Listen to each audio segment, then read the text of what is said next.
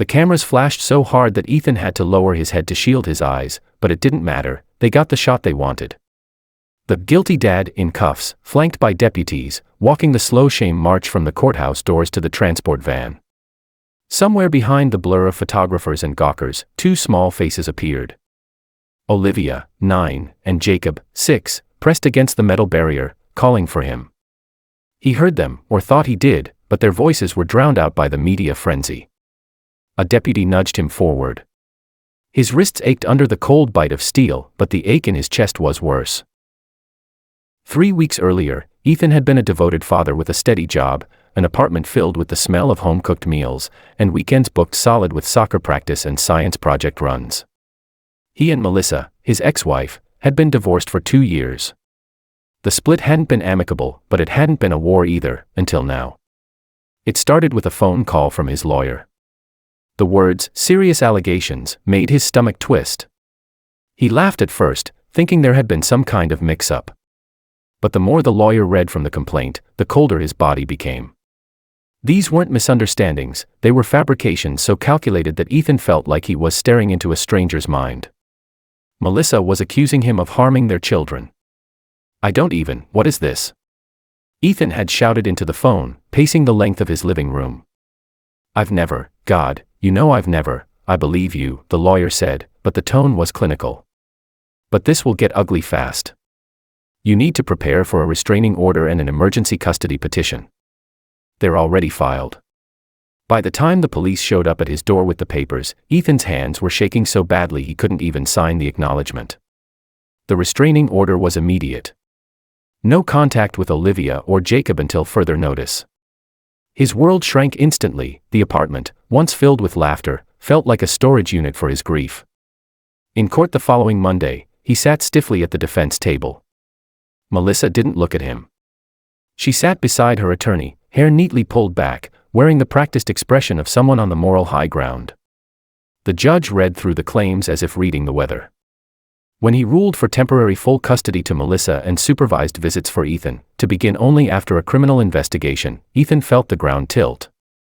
Back outside, his lawyer muttered, "This could take months." It didn't take months. It took 10 days for a detective to arrive at his work with a warrant. 10 days for Ethan to be handcuffed in front of his co-workers. 10 days for every bit of stability he'd built after the divorce to be stripped away. The booking process blurred together, mugshot, fingerprint ink drying on his skin, the scrape of the metal bench in the holding cell. A younger inmate in the corner sneered. "What are you in for?" he asked, already grinning as if he knew. Ethan didn't answer. He just stared at the floor, replaying every moment with his kids, Jacob's dinosaur roars, Olivia's way of squeezing his hand twice for "I love you," and wondering if those memories would have to sustain him for years. The first night in jail, he lay awake listening to the clang of doors and the low hum of voices.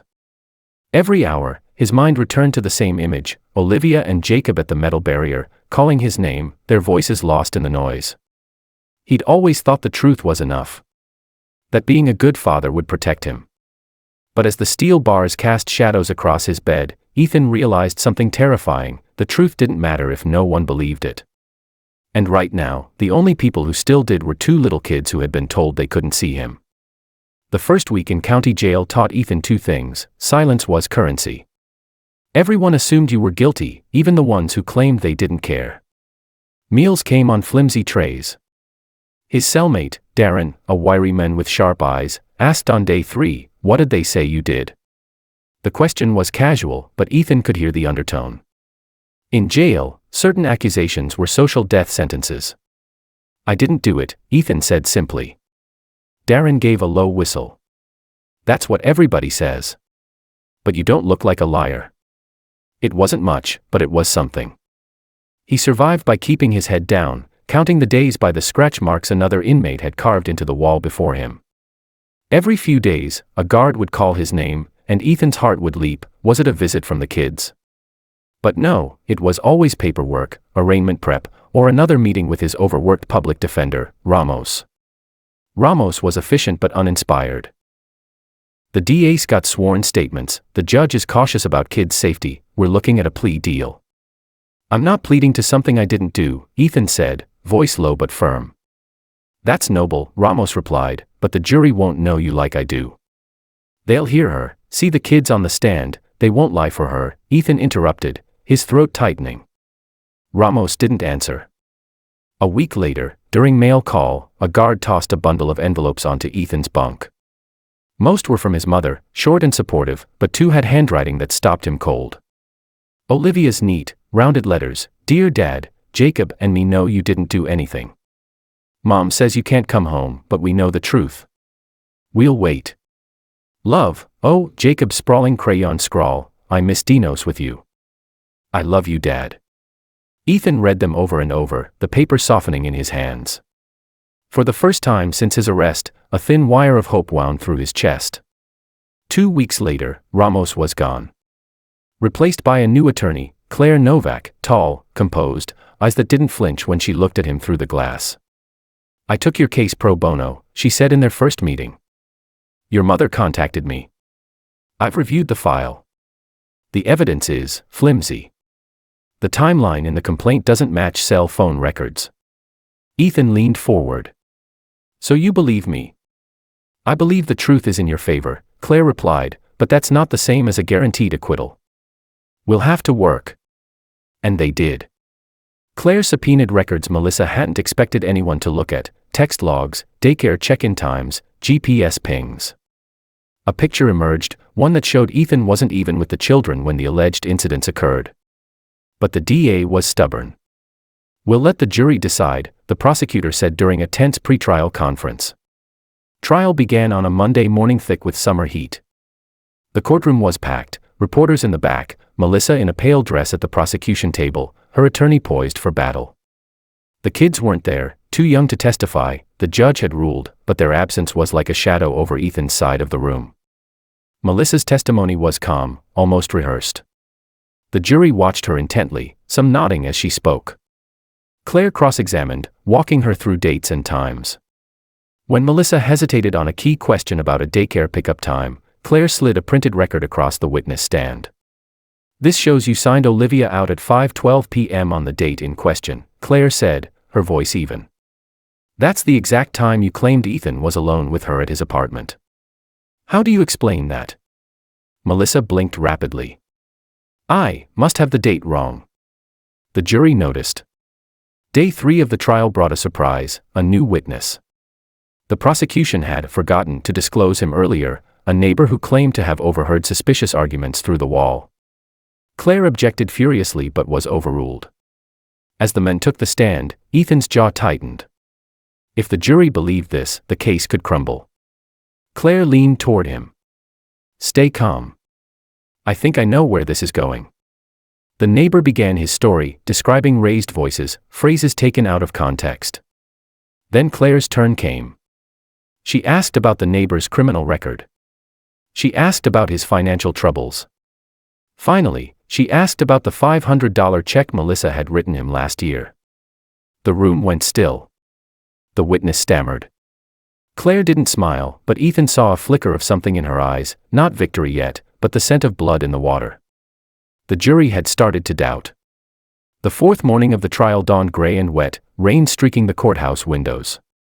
Ethan sat at the defense table, shoulders tight. Claire was shuffling papers with the calm precision of a surgeon preparing for an operation. This is the day, she murmured.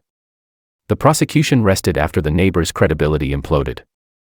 Now it was their turn. Claire's first witness was a digital forensics expert, a mild-mannered man in a blue sweater who walked the jury through GPS pings, cell tower logs, and daycare timestamps. Each chart layered doubt over Melissa's story. So, Claire said in her final question, is it possible, according to this data, for Mr. Hale to have been with his daughter at the alleged time of harm? Impossible, the expert replied. He was 22 miles away, based on 3 independent data sources. Jurors scribbled notes. Next came Ethan himself. He dreaded this moment, but Claire's preparation had been relentless. She drilled him on every answer, every pause, until his testimony came out clear, steady, and human. He spoke of his kids, Saturday pancakes, bedtime stories, dinosaur toys scattered on the carpet. He didn't look at Melissa. Not once. When the prosecutor cross-examined, trying to needle him into anger, Ethan held his ground. "No, sir," he said, evenly. "That didn't happen." By the end, a juror in the second row, a man about Ethan's age, was watching him with something like empathy. The final blow came with a surprise witness, Darren, Ethan's former cellmate. Claire had tracked him down after he was released. He took the stand reluctantly, but when Claire asked if Melissa had ever contacted him, his answer was clear: yes. She wanted me to testify. I'd heard Ethan admit to it inside. Said she'd make it worth my while. I told her no. The courtroom gasped. Melissa's attorney shot up, objecting furiously, but the judge overruled. The damage was done.